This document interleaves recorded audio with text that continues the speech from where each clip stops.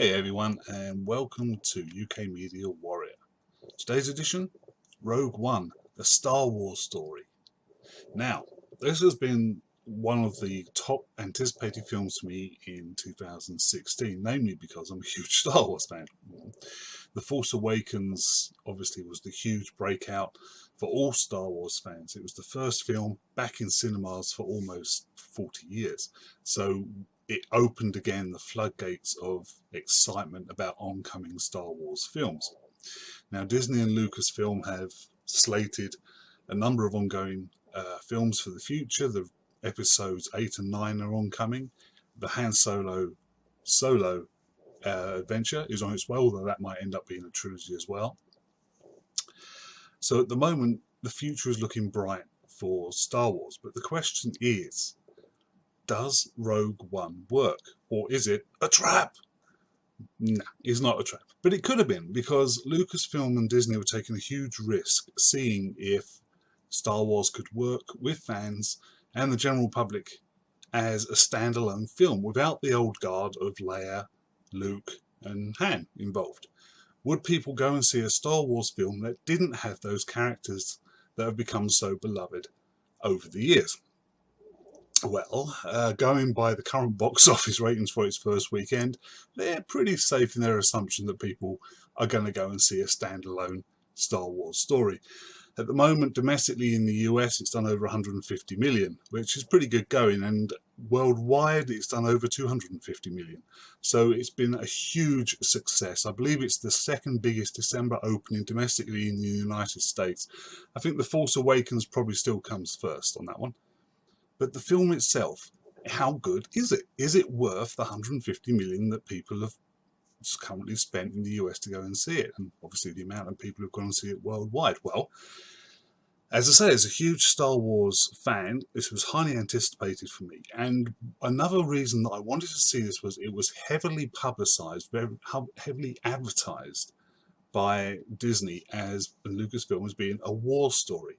It wanted to put the war in Star Wars, and that had a lot of enticement for me. I love war films. I'm a huge World War II buff, and I wanted to see if they could do it. Could they do a Saving Private Ryan in Star Wars?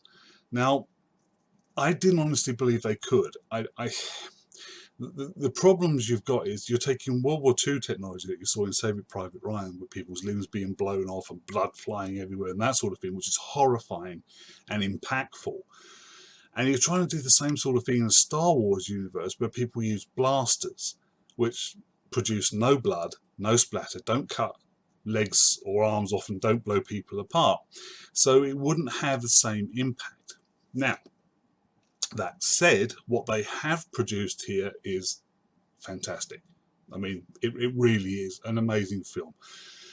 And for me at least, I watched it and I forgot all about Luke, Leia and Han. I mean, Vader is in it. That was in the trailers. So that slightly attaches it to the Star Wars saga, you know, the main list of films, because Vader's in it. And of course, this film does happen literally just before Star Wars Episode 4 A New Hope begins. There's been some debate about how far before, and it's probably hours. Literally, it's hours before the opening scenes in A New Hope. So there you go. Watch this and then go home and watch New Hope, and it's a continuing film for you. It really is. It's a two-part film. Now, this film obviously introduces you to new characters: Jyn Erso, Cassian Andor, and K2SO. Now, K2SO has been highly pushed through the public. It's on all the trailers, and obviously all the toys are out there now. K2SO is not your normal droid, or at least for those of you who have grown up or have watched and become fans of C-3PO and R2-D2, K2SO is not C-3PO. He's more along the lines of BB-8 in attitude. He's more glib. He's throwing off one-liners. He's more human, I suppose you would say, for a droid. but he steals every scene he's in. He honestly does. So Alan Tudyk, the actor who portrays him, not only by voice but also motion capture, he was on stilts while they filmed this. So what you're seeing, K2SO, although it's tall, long arms or whatever, that is actually Alan Tudyk on stilts with his motion capture suit on. So, amazing compliments and praise to Alan Tudyk. Fantastic performance. But Jyn Erso is the main character in this film. Now, does she hold the film together? It's a tricky question. For me, the best part of this film is the third act. Now, that's unusual, especially this year. Most big films brought out this year, the third act was the worst act. It's where everything fell apart. In Rogue One, the third act is the best part. The first half of the film it's a bit slow paced, and I wouldn't say boring. It's not boring, but it doesn't perhaps grab you the way The Force Awakens did. It has a lot of explaining to, obviously. We've got a whole set of brand new characters we know nothing about. It goes to a lot of locations we've never heard before. So once again, it has to explain all that. It's trying to show you a new side of the rebellion that we haven't seen before. So again, that all has to be put on screen for people. And all of this huge information and visual grabs for the audience slow things down a bit. Now, that said, this film does give a lot of fan service. Now, that can be a good thing or that can be a bad thing. In this film, they get it just about right. Warcraft, the film Warcraft, to my mind, went the worst possible way. It was basically full of fan service, and if you didn't know Warcraft, you really didn't get that film. With this, you don't need to know Star Wars per se to watch this film and enjoy it. They explain it all, what's going on. They explain who everyone is, where they all come from, what they're doing there. It's all there on the screen. So that's fine. But for hardcore Star Wars fans like myself, there are a lot of Easter eggs in this film that make you smile, if not laugh out loud or clap.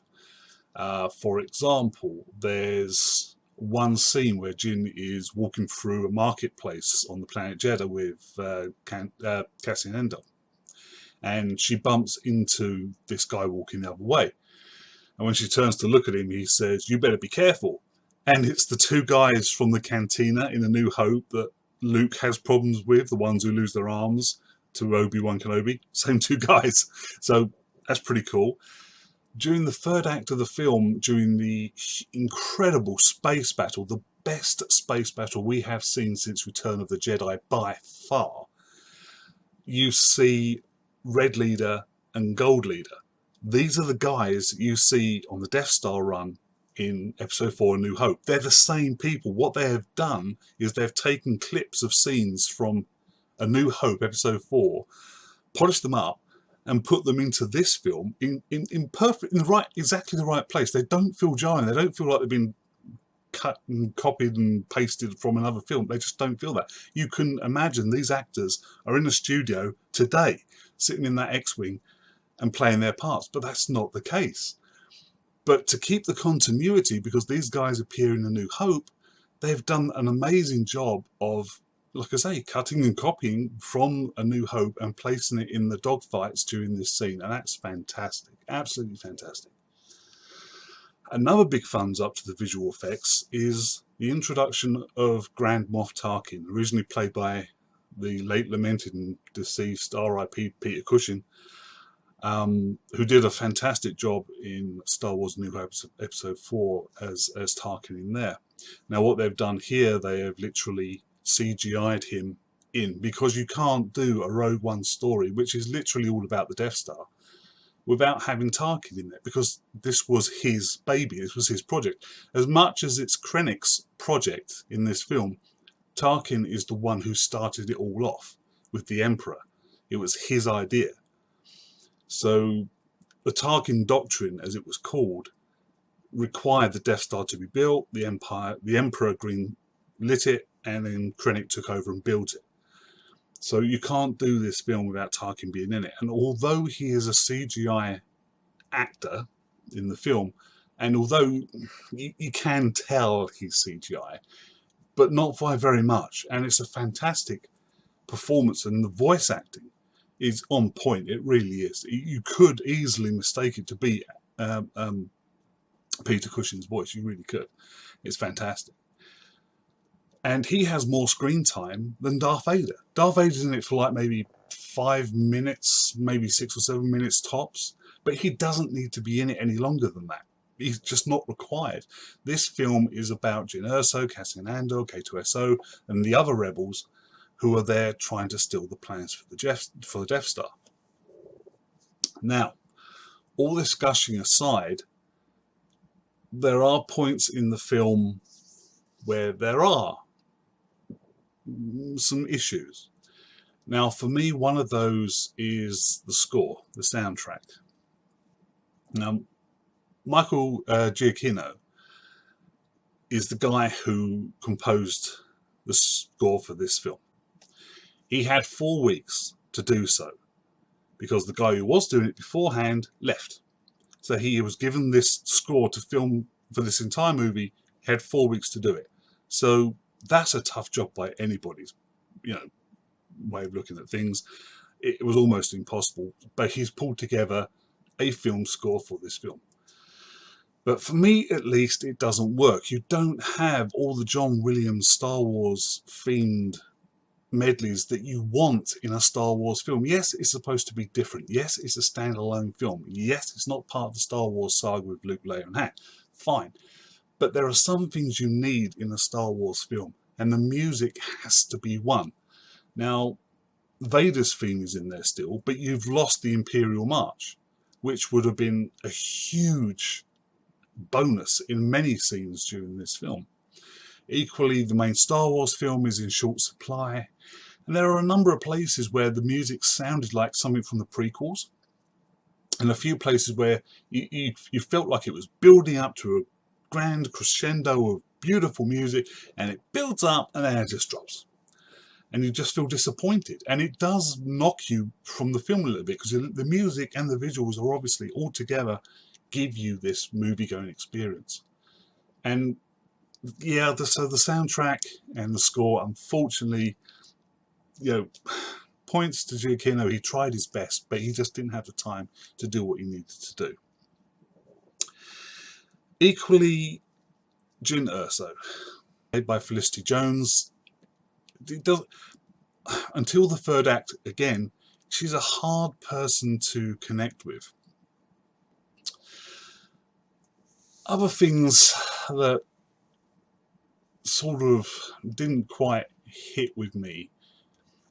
In the first 10 minutes of the film, you're jumping from planet to planet to planet to location, and it gets a bit confusing. They made the same mistake in Warcraft, again, giving you all these locations in quick sequences, one after the other, and expecting you to be able to take them all in. Now, these are places that we've never seen before as a Star Wars. If you're just a Star Wars fan from the films, you would never have heard of any of these places. So they are, they're all brand new, and they're thrown at you, and like you're only in that location for a couple of minutes, and then you're off and away somewhere else. So it's hard to take it all on board. So that's a little bit jarring. Also, there's one scene between Vader and Krennic. Krennic is being knocked off his perch by Tarkin, who's taken over control of the Death Star, and Krennic decides he's going to go to Vader and try and leverage some support with Vader. Vader's having none of it, and he does his throat squeezing act again, and he has some line about "don't let your aspirations kill you" or something along those lines, Krennic, while he's slowly squeezing the man's throat. It just felt weird. I mean, Vader's possibly the most famous and greatest bad guy in film history, and it just felt weird to see him thrown out an Arnold Schwarzenegger one-liner. It just, for me at least, it didn't really sit too good. I'm sorry. Another thing, during the space battle at the end, they have to bring down the planetary shield, and the way this finally happens, because dropping bombs from Y-wings doesn't seem to be doing the job. A small Hammerhead corvette rams a Star Destroyer, which has had its engines knocked out by loads of ion blasts and ion torpedoes. So it's basically just floating in space. So it rams against the side, full power, and pushes it into another Star Destroyer. Okay, I can just about believe that a small corvette would have the thrust required to move this huge Star Destroyer. Admittedly, that doesn't have any engines, so it's literally a lump of metal hanging in space. It could eventually get the momentum up to push it. It happens in no time at all. And also, the momentum that it suddenly builds up is enough to push this Star Destroyer into another Star Destroyer and literally cut it in half. That wouldn't happen. Star Destroyers are tougher than that. You could bang them together, it would dent, it would scrape the paint, but in this film, the Star Destroyer being pushed literally cuts through the other Star Destroyer and forces the debris to crash into the shield generator thing and destroy it. Shield falls, yay, the rebels are winning. I was sitting there watching it, I was thinking, that's just impossible, that just wouldn't happen. Star Destroyers don't fall apart that fast, and you wouldn't have the momentum built up by this little corvette on the side to do that. It just wouldn't happen, and it was so blatantly obvious that it wouldn't happen that it really did knock me out of the film, which was a shame because this was in the middle of this fantastic space battle that I've just been mentioning, which was amazing. You've got X-Wings, Y-Wings, TIE Fighters, Star Destroyers, the Rebel fleet has turned up, you've got that medical frigate looking thing that you see in The Empire Strikes Back. That's there. You've got the Mon Calamari Admiral in charge of the fleet, so it's like Admiral Akbar again, but it's not Admiral Akbar, it's another Admiral, but still a Mon Cal, so that's fantastic. So all this is going on, and then you see this huge bit, and they had to do it because they could obviously wrote themselves into a sequence where, okay, we built this incredibly well-defended shield generator that's hovering above in orbit around the planet, but how do we destroy it? We've just shown that the fighters aren't going to do it, so how do we bring it down? Oh, I know, we'll get a Star Destroyer to blow into it, to fall into it. Okay, how do we get a Star Destroyer to fall into it?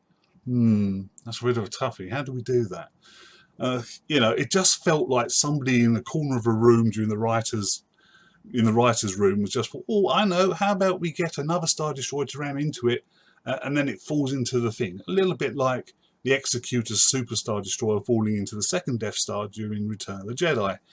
Same sort of thing. Sorry, I don't mean to rant, but that one really got to me.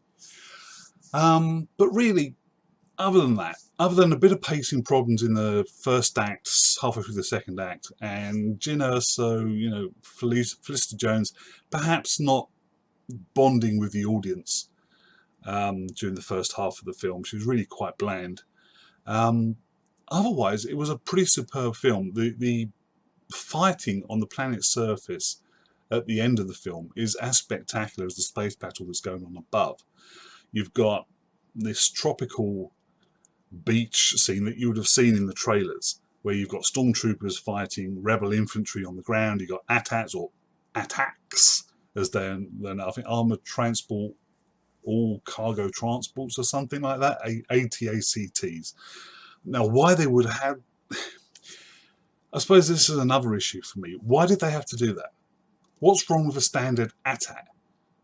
They've now introduced this new thing, this AT-ACT, but it has no bearing in the film. It does everything that a normal AT-AT does. Everything you saw in the Battle of Hoth in The Empire Strikes Back, these things do exactly the same. They're the same shape, they're the same firepower, they do exactly the same, but they called them something different and coloured the middle bit a different thing because that's something that can be taken out and put back in, and it carries cargo. But it's exactly the same. So why they had to call it something different, I don't know. Another problem I've got with this film is several things are done purely to sell toys. Now, I know that happens in pretty much all big films these days, but this is so blatant. It's like they might as well just slap a sticker on it and say, you know, Hasbro or whoever, buy all your toys here. It's so bad, it's almost embarrassing. the thing with this film is it happens, as I said at the beginning, literally hours before A New Hope. And we have seen all the technology the Empire has in Episode 4, A New Hope, Episode 5, The Empire Strikes Back, and Episode 6, Return of the Jedi. We know the technology the Empire has through these three films. They have TIE fighters, they have AT-ATs, they have AT-STs, they have Star Destroyers. We know what they've got. They've got stormtroopers. This is all established canon and tech. This film should have had exactly the same. They had no need to introduce new vehicles and new soldiers into this film. The only reason they did it is because they could sell more toys. So you've got sand troopers or beach troopers or whatever you want to call them, who are in like sand coloured armour, who are running around with a ton of normal stormtroopers. They don't do anything different. They're exactly the same as stormtroopers, but they've just got slightly different helmets and they're coloured differently. But there's no reason for them to be there. They don't do anything, and there's hundreds of normal stormtroopers around. So there's no need for them to be there. Equally, you've got new TIE fighters who are like stream-winged, flying wing sort of shaped TIE fighters, which supposedly are designed for atmospheric flight, because your normal TIE fighter is designed for space battles and isn't really designed for atmospheric flight. Well, that's fine. That is established. That has been established in hundreds of books, comics and video games, that TIE fighters don't operate in atmosphere very, very well at all because of their design. So yes, it would make sense that the Empire would have a fighter that does so. However, they didn't need to have it in this film. This battle takes place around basically a huge data storage terminal in the Empire. I mean, okay, it would have security, fine. But they didn't need to introduce these new TIE fighters. They could have had standard ordinary TIE fighters and it would have done just as well, because there's got two huge Star Destroyers in orbit. So they've got squadrons of TIE fighters on board them. The shield generator facility has squadrons of TIE fighters on that. And there's obviously, on the planet's surface, that base has TIE fighters of its own. So there are hundreds of TIE fighters, normal TIE fighters. They didn't need to interject these new TIE fighters. They only did it so they could sell them for toys. One other thing. Krennic's shuttle. Now, we see it several times during the film. We see it at the very beginning where he goes to find Galen Erso, and we find it through the film when he's journeying around the place to the Death Star, to Vader's castle on Mustafar. We see it all over the place. Now, this is, again, a brand new spaceship. Now, let's keep in mind that up until this point, Vader and the Emperor have all used standard Lambda-class Imperial shuttles. Now, if they're good enough for the Emperor and they're good enough for Vader, why aren't they good enough for Krennic? Why does he have to have his own special looking shuttle? There's no reason other than the fact, sell toys. That's it. And this is why I mean by being blatant. They didn't have to do it. They had no reason to introduce these new things other than for money. It's all about money. And it's not like Disney's going a bit short of cash right now. So they didn't have to do it. So, sorry. Rant over. No more rants, I promise. That was it. Okay, I've got all that out. I feel much better. Thank you very much. Another thing that I liked about this film is the ending. Now, there was a lot of debate going up to it. Will any of the new heroes survive? Will any get out alive? Well, obviously you're watching this, so you've seen the film, so you know that no, none of them get out alive. They all die. And they all die in very Magnificent Seven style blazes of glory, which is pretty cool. I can't knock them for the way that these characters kick the bucket. They all did it in a suitably heroic way. I will say that Jyn Erso and Cassian Andor, perhaps kneeling together, hugging on the beach, watching that wave of debris or whatever coming towards them, was very reminiscent of a scene in Deep Impact, where the heroine and her father are standing on the beach watching this tidal wave coming towards them, and then they get killed. So, yeah. But, you know, it was fine. It was fine. And they all die. There's no way any of these people can get out of this alive. The Death Star fires into the planet. It doesn't destroy the planet because it's only using one reactor, which they make quite clear and plain during the film, but it's enough to destroy a huge section of the surface of the planet, including the base where all the actions happen. So everybody dies, which is a bit of a downer, but the plans get out, and you see the Corvette, the Rebel blockade running Corvette at the end with Leia on board, Leia being given the data disk with the plans on, and going into hyperdrive, hyperspace. And of course, that is where Rogue One ends, but that's exactly where Episode 4 A New Hope opens. So, like I say, there's literally hours between the two films, really back to back, so they did a fantastic job there. So in summation, do Star Wars standalone films work? Yes. Will the Solo standalone film work? That I'm not too sure about. Do we need a Han Solo standalone film? Do we need to see him in his youth? I mean, I'll go and see it, but I'm not clamouring for it.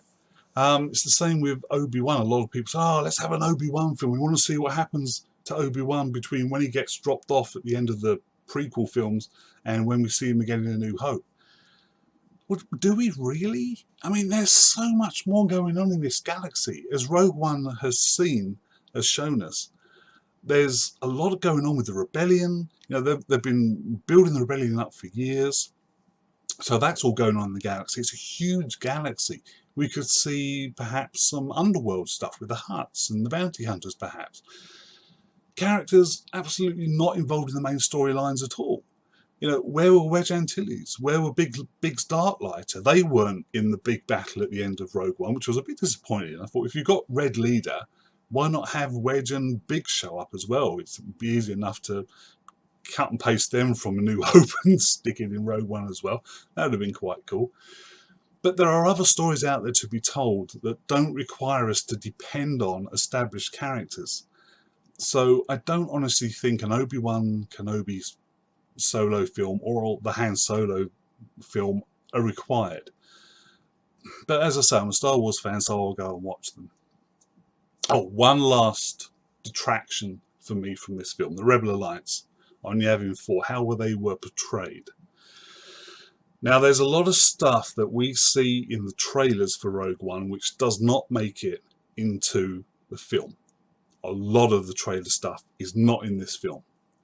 However, the meeting that you see where all the rebel leaders have been gathered together on Yavin 4 and they're discussing what to do. They now know the Death Star exists, they know its power, and they're all discussing, well, how, you know, what do we do? Do we fight? Do we quit? Do we surrender? You know, what do we do? And Mon Mothma's there, Bail Organa is there, but there are a load of other separate rebel leaders from separate rebel cells that have come together to discuss this very important topic. And also standing at the table is Jyn Erso. And the debate's going on, and like majority of the rebellion are like, well, we can't fight this. The Empire has now become too powerful. We can't fight a weapon of this destructive power. It's just impossible. We should just scatter the fleet and disappear and vanish and call off the rebellion. It was a bad idea. Let's just call it off and go home. And I'm sitting there thinking, really? These guys are so defeatist? I mean, yeah, okay. They've got a Death Star, but the Death Star is not going to destroy every planet in the galaxy. Otherwise, what would be the point? That's not what it's there for. It's there to instill fear. But you guys have fought for years to build the rebellion into what it is. You have belief in protecting the people in the galaxy, of bringing back the Republic, of defeating the evil that is Palpatine and the Empire. And in one meeting, yep, okay, they've got a Death Star, right, that's it, I'm off, I'm out, sorry guys, bye. And no, it just didn't feel right. They wouldn't be such cowards. They would fight for their beliefs and die for their beliefs if they had to. But it falls to Jyn Erso, the hero or heroine of this story, to stand there and go, no, we should fight, I will fight, I will go and get the plans for the Death Star, and if I'll do it alone, if you guys aren't going to back me up. And it's like everybody else is like, who is this woman? You know, we don't even know who she is. What's her plan? Get out of here. That just didn't feel right for me. A lot of people will probably say that's more realistic. You know, and perhaps that's what they would do if they were the rebels and they were confronted by the Death Star. But for me, at least, I thought the rebellion was better than that. The Alliance was better than that. It had more heart.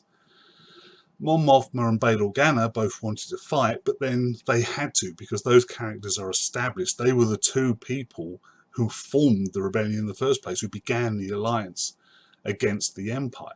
So it would have been really weird if either of those had said, "Oh, that's a good point. Let's just surrender now." No, but nearly everybody else at that council table was saying, "Let's give up." And I'm sorry, but that's just not what the rebellion was about. And I don't feel that portrays the rebellion in a good light. And it basically says to the audience, well, if the bad guys have got a bigger gun, you should just give up and go home. And that's not what the rebellion was about. So yeah. So anyway, that was my last bad point on the film. Sorry. I've had a couple of rants during this review, but I want to point out that this film is an amazing film. The effects are fantastic. The battles are awe-inspiring. It does bring a gritty realism to the Star Wars universe. And the characters, all of them, even Jyn Erso eventually, grab you. And you're with them during this journey. Even though at the end they all die, when they die, you feel it. You have an emotional response to seeing these people die on the screen in front of you, which was something that I didn't have seeing the recent new Magnificent Seven. Other than perhaps one or two characters, when the rest died, I was like, oh, okay, well, I knew they were going to die, so there you go, they're dead, fine, let's move on. But with these characters, even K2SO, or especially K2SO, when he dies, you know, I felt sad. I liked the guy, you know. He was a glib, you know, sarcastic droid, but I liked him. So, a fantastic film, well worth seeing. Any Star Wars fan is going to absolutely love this. And I just hope it gives Disney and Lucasfilm the guts to do more stories like this, more away from the standard Star Wars character base. Let's have films that don't need Han Solo, that don't need Obi-Wan. Give us something new and fresh in the Star Wars universe, and you'll be rewarded for it. People will go and watch it, and they will love it like they will with Rogue One. You guys have a great time. Have a fantastic Christmas and New Year. I'll love you and leave you here. Please, if you like this review, please like me on my YouTube and share on Facebook maybe.